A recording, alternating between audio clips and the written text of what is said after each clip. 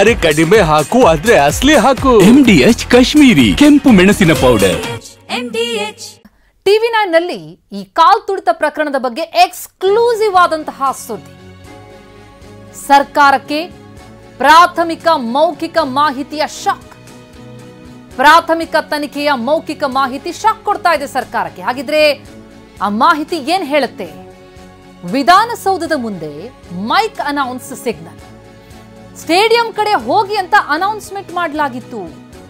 ಅಂದ್ರೆ ವಿಧಾನಸೌಧದಲ್ಲಿ ಇಲ್ಲಿ ಸನ್ಮಾನ ಮಾತ್ರ, ಸ್ಟೇಡಿಯಂ ಕಡೆಗೆ ಹೋಗಿ ಅಂತ ಅಲ್ಲಿ ಓರ್ವ ಶಾಸಕ ಮತ್ತು ನಿರೂಪಕರಿಂದ ಮೈಕ್ ನಲ್ಲಿ ಅನೌನ್ಸ್ ಆಗಿದೆ. ಹೀಗಾಗಿಯೇ ಸ್ಟೇಡಿಯಂ ಕಡೆ ಹೋಗಿ ಅದರಿಂದ ನೂಕು ನುಗ್ಗಲಾಯಿತು.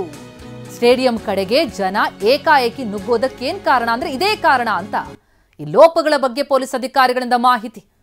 ವಿಧಾನಸೌಧದ ಮೆಟ್ಟಿಲುಗಳ ಮೇಲೆ RCB ಆಟಗಾರರಿಗೇನು ಸನ್ಮಾನ ಕಾರ್ಯಕ್ರಮ ನಡೀತು.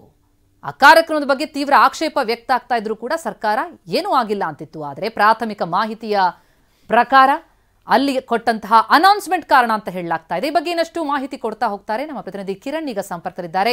ಕಿರಣ್, ಈ ದುರಂತಕ್ಕೆ ಯಾರು ಹೊಣೆ ಅನ್ನುವಂತಹ ಪ್ರಮುಖ ಪ್ರಶ್ನೆ ಹಲವು ದಿನಗಳಿಂದ ಬರ್ತಾ ಇದೆ. ಸರ್ಕಾರ ನುಣುಚಿಕೊಳ್ತಾ ಇದೆ. ಆದರೆ ಈ ಪ್ರಾಥಮಿಕ ಮಾಹಿತಿ ಏನಿದೆ, ಪೊಲೀಸ್ ಅಧಿಕಾರಿಗಳು ಕೊಟ್ಟಂತಹ ಮಾಹಿತಿ, ಏನೇನ್ ಪ್ರಮುಖ ಅಂಶಗಳಿವೆ, ಯಾರ ಕಡೆ ಬೊಟ್ಟು ಮಾಡ್ತಾ ಇದೆ?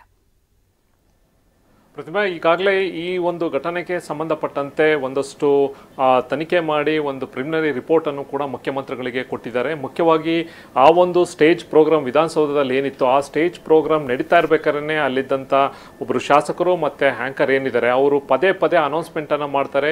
ಇಲ್ಲಿ ಓನ್ಲಿ ಜಸ್ಟ್ ಈ ಪ್ರೋಗ್ರಾಮ್ ಇದೆ, ಸೆಲೆಬ್ರೇಷನ್ ಎಲ್ಲವೂ ಕೂಡ ಸ್ಟೇಡಿಯಂನಲ್ಲಿ, ಹಾಗಾಗಿ ನೀವೆಲ್ಲರೂ ಕೂಡ ಸ್ಟೇಡಿಯಂಗೆ ಹೋಗಬೇಕು ಅನ್ನೋದನ್ನು ಕೂಡ ಅವರು ಪದೇ ಪದೇ ಸೂಚನೆಯನ್ನು ಕೊಡ್ತಾರೆ.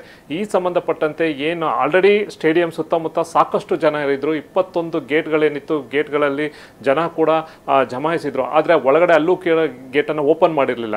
ಇನ್ನು ಇಲ್ಲಿ ಈ ವಿಧಾನಸೌಧ ಮುಂದೆ ಇದ್ದಂಥ ಜನ ಕೂಡ ಅಲ್ಲಿಗೆ ನಿಧಾನವಾಗಿ ಅಲ್ಲಿಗೆ ಶಿಫ್ಟ್ ಆಗ್ತಾ ಇದ್ರು. ಇನ್ನೊಂದು ಕಡೆ ಇಲ್ಲಿದ್ದಂಥ ಅಧಿಕಾರಿಯು ವೈರ್ಲೆಸ್ ಮೂಲಕ ಅಲ್ಲಿದ್ದಂಥ KSA ಪದಾಧಿಕಾರಿಗಳಿಗೆ ಮಾಹಿತಿ ಕೊಟ್ಟು ಯಾವುದೇ ಕಾರಣಕ್ಕೂ ಗೇಟನ್ನು ಓಪನ್ ಮಾಡಬಾರ್ದು, ಯಾಕೆಂದರೆ ಇಲ್ಲಿ ಕಾರ್ಯಕ್ರಮ ಮುಗಿಯೋವರೆಗೂ ಕೂಡ ನೀವು ಅಲ್ಲಿ ಗೇಟ್ ಓಪನ್ ಮಾಡಬಾರ್ದು ಅಂತ.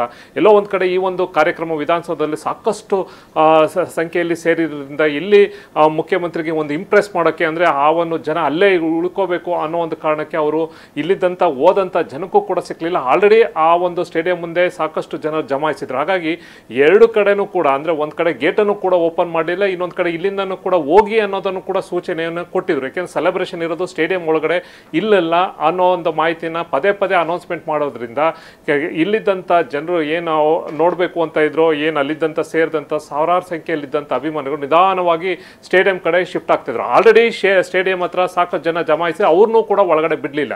21 ಗೇಟಲ್ಲಿ ಕೇವಲ 3 ಗೇಟನ್ನು ಬಿಟ್ಟು ಮಾತ್ರ ಅವರು ಹಂತವಾಗಿ ಬಿಡ್ತಾ ಇದ್ರು. ಇದು ಸಂಬಂಧಪಟ್ಟಂತೆ ಆಗಿದ್ದು ಅಂತ ಘಟನೆಗೆ ಇರುವಂಥ ಪ್ರಮುಖ ಕಾರಣ ಅಂತ ಈಗಾಗಲೇ ಒಂದು ಮಾಹಿತಿ ಈ ಸಂಬಂಧಪಟ್ಟಂತೆ ಮುಖ್ಯಮಂತ್ರಿಗಳಿಗೆ ಒಂದು ಪ್ರಾಥಮಿಕ ರಿಪೋರ್ಟನ್ನು ಕೊಟ್ಟಿದ್ದಾರೆ. ಈ ಸಂಬಂಧಪಟ್ಟಂತೆ ಅದಕ್ಕೆ ತನಿಖೆ ಮಾಡಿ ಯಾರು ಅನೌನ್ಸ್ಮೆಂಟ್ ಮಾಡಿದ್ದು, ಯಾರಿಗೆ ಅವ್ರಿಗೆ ಡೈರೆಕ್ಷನ್ಸ್ ಕೊಟ್ಟಿದ್ದು, ಮತ್ತು ಯಾರು ಅಧಿಕಾರಿ ಇಲ್ಲಿಂದ ಕಮ್ಯುನಿಕೇಟ್ ಮಾಡಿದ್ದು, ಎಲ್ಲ ರೀತಿಯ ತನಿಖೆಯನ್ನು ಕೂಡ ಅವರು ಕೂಡ ಮಾಡ್ಕೊಂಡಿದ್ದಾರೆ. ಈ ಒಂದು ಎಲ್ಲ ವಿಚಾರನೂ ಕೂಡ ಹೈಕಮಾಂಡ್ಗೆ ಅವರು ತಲುಪಿಸಕ್ಕೆ ಎಲ್ಲ ರೀತಿಯ ಮಾಹಿತಿಯನ್ನು ತಗೊಂಡಿದ್ದಾರೆ. ಪ್ರತಿಮಾ, ಎಸ್ ಕಿರಣ್, ಹಾಗೆ ಸಂಪರ್ಕದಲ್ಲಿರಿ. ದುರಂತಕ್ಕೆ ಪ್ರಾಥಮಿಕ ತನಿಖೆಯಲ್ಲಿ ಮತ್ತೊಂದು ಕಾರಣ ವಿವರಿಸ್ತಾ ಇದ್ರು ಕಿರಣ್. ಸ್ಟೇಡಿಯಂ ಗೇಟ್ ಅನ್ನ ಓಪನ್ ಮಾಡದಂತೆ ಸೂಚನೆ ಕೊಡಲಾಯಿತು. ಒಬ್ಬ ಅಧಿಕಾರಿಯಿಂದ ಎಲ್ಲ ಗೇಟ್ ಓಪನ್ ಮಾಡಬೇಡಿ ಎನ್ನುವ ಸೂಚನೆ. ವಿಧಾನಸೌಧ ಕಾರ್ಯಕ್ರಮ ಮುಗಿಯೋವರೆಗೂ ಬೇಡ ಅಂತ KSCA ಪದಾಧಿಕಾರಿಗಳಿಗೆ ಓರ್ವ ಅಧಿಕಾರಿ ಸೂಚನೆ ಕೊಟ್ಟರು. 3 ಗೇಟ್ ಮಾತ್ರ ಓಪನ್ ಆಯಿತು. ಎಸ್ ಕಿರಣ್, ಈ ಬಗ್ಗೆ ವಿವರಿಸ್ತಾ ಇದ್ರಿ. 3 ಗೇಟ್ ಮಾತ್ರ ಓಪನ್ ಆಯ್ತು, ಯಾಕಂದ್ರೆ ಅಧಿಕಾರಿಗಳಿಂದ ಈ ಬಗ್ಗೆ ಸೂಚನೆ ಬಂದಿತ್ತು ಅಂತ. ಈ ಎಲ್ಲ ವಿಷಯಗಳೇನಿವೆ, ಈ ಗೇಟ್ ಓಪನ್ ವಿಚಾರ ಇರಬಹುದು, ಅಲ್ಲಿ ಅನೌನ್ಸ್ಮೆಂಟ್ ಆದದ್ದು, ಇಲ್ಲಿ ಬರಬೇಡಿ ವಿಧಾನಸೌಧಕ್ಕೆ, ಅಲ್ಲಿಗೆ ಹೋಗಿ ಅನ್ನುವಂಥದ್ದು, ಇದೆಲ್ಲವೂ ಕೂಡ ಮೌಖಿಕವಾಗಿ ಅಷ್ಟೇ ಸರ್ಕಾರಕ್ಕೆ ಈಗ ತಿಳಿಸಿರೋದು ಅಥವಾ ವರದಿಯನ್ನೇನಾದರೂ ಕೊಡಲಾಗಿದೆಯಾ? ಈ ಗೇಟ್ ಓಪನ್ ವಿಚಾರಕ್ಕೆ ಸಂಬಂಧಪಟ್ಟಂತೆ ಸ್ಪಷ್ಟವಾದಂತಹ ಒಂದು ನಿರ್ದೇಶನ ಇತ್ತು ಅನ್ನೋದೇನಾದ್ರೂ ಗೊತ್ತಾಗ್ತಿದೆಯಾ? ಇಲ್ಲ, ಈಗ ಮೌಖಿಕವಾಗಿ ಹೇಳಿದ್ದಾರೆ. ಯಾಕೆಂತಂದ್ರೆ ಏನಾಯ್ತು ಕಂಪ್ಲೀಟಾಗಿ ಆ ದಿನ ಯಾಕಂತಂದ್ರೆ ಇಲ್ಲಿರುವಂಥ ಒಂದಷ್ಟು ಮಾಹಿತಿ ಪ್ರಕಾರ CMಗೂ ಕೂಡ ಆ ಒಂದು ಸಂದರ್ಭದಲ್ಲಿ ಅಧಿಕಾರಿಗಳು ಮಾಹಿತಿ ಕೊಡ್ತಾರೆ. ಒಂದು 7-8 ಜನಕ್ಕೆ ಇಂಜುರಿ ಆಗಿದೆ, ಈ ಸಂಬಂಧಪಟ್ಟಂತೆ ಅವ್ರನ್ನ ಹಾಸ್ಪಿಟ್ಲಿಗೆ ಶಿಫ್ಟ್ ಮಾಡಿದ್ದೀವಿ ಅನ್ನೋದು ಹೇಳ್ತಾ ಬಿಟ್ರೆ ಯಾವುದೇ ರೀತಿಯ ಸಾವು ಸಂಬಂಧಪಟ್ಟಂತೆ ಹೇಳೋದಿಲ್ಲ.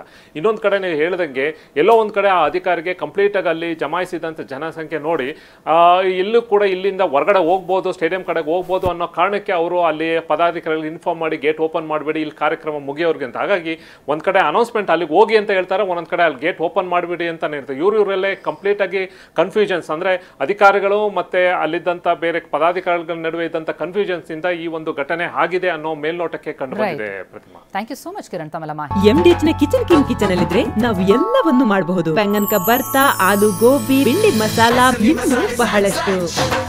MDH